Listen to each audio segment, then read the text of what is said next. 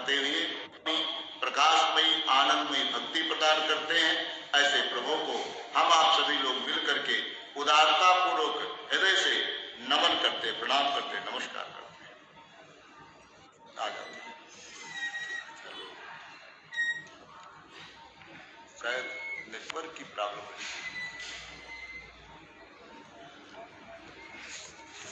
तो 8वां अध्याय आप श्रवण कर रहे हैं, जिसमें भगवान ने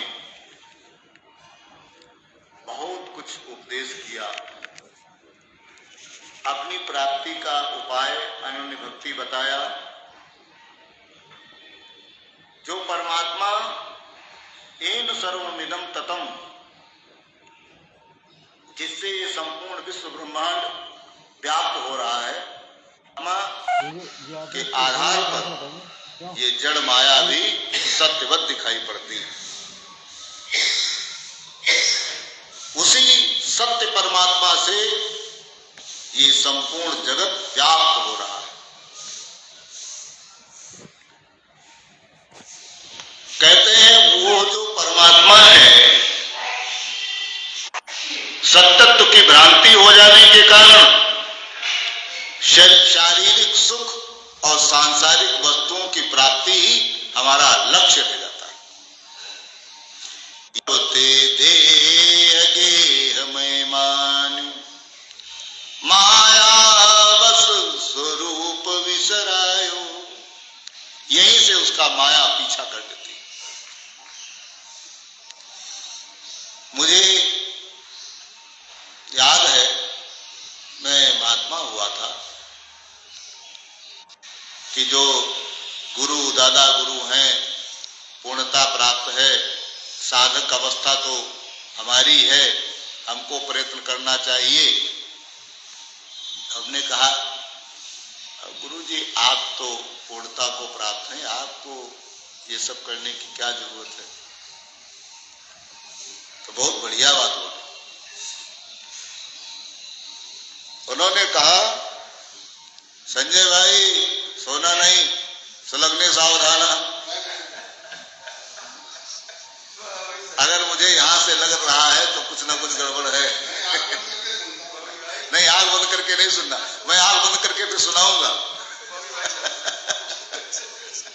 आग बंद करके नहीं, कान खोल करके आग खोल करके, दोनों सभी इंद्रियां बिल्कुल चौकन्नी रहनी चाहिए।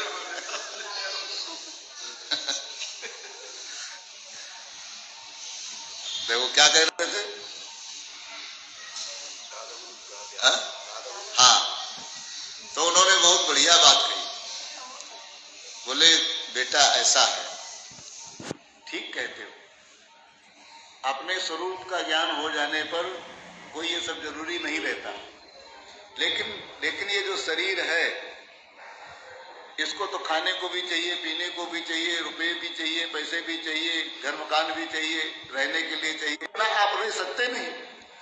और यदि आप माया से परे, मायापति जो आनंद कंद सच्चिदानंद आत्मा है, उसका यदि अभिन्न भाव से आप चिंतन नहीं करेंगे तो ये माया आपका पीछा कर लेगी, छोड़ने वाली नहीं। तो ये माया पीछा कर लेगी। इसलिए हर स्थिति में, हर अवस्था में चिंतन करते रहना ही चाहिए। और प्रातः स्वयं अगर विस्मरण हुआ तो माया ने आपका पीछा कर लिया। तच्च संस्मृत्य रूपम अत्यद्भुतम हरे। वो जो अद्भुत आत्म स्वरूप है परमात्मा का, ईश्वर का, आपके इष्ट का, उसका अवश्य में चिंतन करना चाहिए, मनन करना चाहिए। माया जो है ऐसी शक्ति है जो कि परमात्मा के विरुद्ध नहीं जाती। वो पतिव्रता। आप चाहे जितना स्मरण करें, लेकिन यदि परमात्मा को छोड़ करके स्मरण करते हो माया का, को छोड़ने वाली नहीं। वैसे ही छोड़ने वाली नहीं है। ये माया को स्वीकार नहीं, ये माया को स्वीकार नहीं। फिर आपके अंदर में ही अविद्या उपाधि रूप से बैठी हुई माया वो स्वरूप को तो छिपाए ही है। वो जो स्वरूप को छिपाए है वो कभी भी पर्दा उठने नहीं देगी। और पर्दा उठा नहीं तो आप अंधेरे में ही हो, तब तो आप अंधेरे में हो। दूसरी बात कहना प्रारंभ किया, यत्र काले त्वनावृत्तिम आवृत्तिम चैव योगिनः। अरे भाई, कर्मयोगी भी, निष्काम कर्मयोगी भी विचार करें। कर्मयोगी जो होता है, कर्म क्या करता है? चित्त को शुद्ध कर देता है। चित्तस्य शुद्धये। हमने यद्यपि एक दिन ये बात समझाई है, लेकिन ये बात इतनी आवश्यक है कि इसको बार बार समझाया जाए तो भी समझ में आ जाए तो बहुत बड़ी बात है। अशुद्ध चित्त में तो प्रतिबिंब ही नहीं आएगा, और यदि शांत नहीं होगा तो प्रतिबिंब होने पर भी चंचलता रहेगी। जैसे विद्यार्थी पढ़ता है और यदि उसका ऐसे ऐसे करता हो, ऐसे ऐसे करता हो, तो क्या कहते हैं? ऐसे कैसे पढ़ रहा? ढंग से पढ़ो, शांति से रीढ़ सीधी करके बैठ करके पढ़ने की परंपरा है, ध्यान करने की परंपरा है, चिंतन करने की परंपरा है। जब आपका चित्त शुद्ध होगा और शांत होगा तो उसमें प्रतिबिंब, साक्षात प्रतिबिंब दिखाई पड़ेगा। और ये जो प्रतिबिंब है ये आपका स्वरूप है। ये जो प्रतिबिंब है ये आपका स्वरूप है।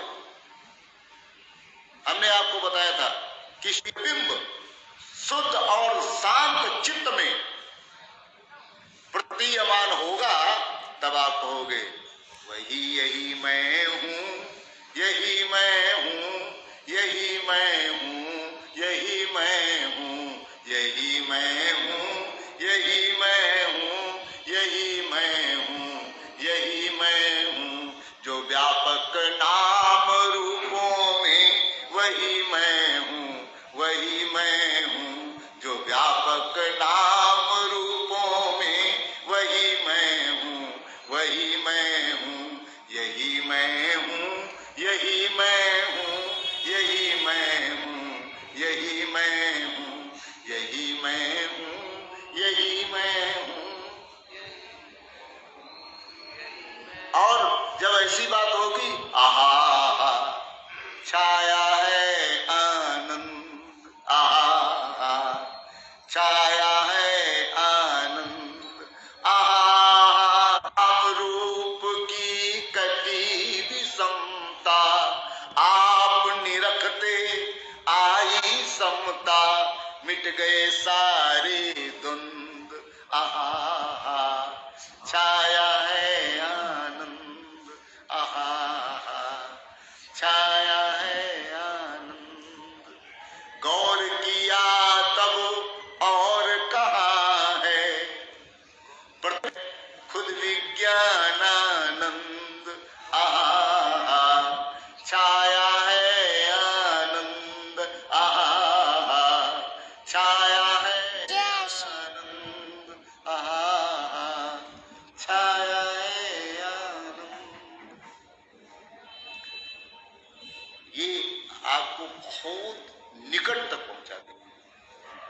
चित्त शुद्ध करो, शांत करो, चित्त शुद्ध करो, निर्मल मन जन सो मोहि पावा। अब शीशा साफ है, प्रतिबिंब ग्रहण करने की क्षमता उसमें है, लेकिन शीशा यदि हिल रहा है, शीशा यदि हिल रहा है तो प्रतिबिंब टिकेगा नहीं, अच्छा हो जाता है। हमने कहा कभी कभी जो हो जाता है तो आपका चित्त जब शांत हो जाता है तो वही कभी कभी होता है। और चित्त में जब चंचलता रहती है, चित्त जब हिलता डुलता है, ये हिलते डुलते चित्त को केवल शीशे के उदाहरण से समझा जा सकता है। शीशा अगर हिलता दिखाई पड़ेगा, अपना ही प्रतिबिंब अपने आप दिखाई पड़ेगा। ये बात समझ में आई ना? ये बात यद्यप समझ से पड़े, लेकिन फिर भी चित्त यदि शुद्ध है और शांत है तो समझ में आ जाएगा। जहां से आवृत्ति नहीं होगी, पुनः वापस नहीं आओगे, वापस आना नहीं होगा।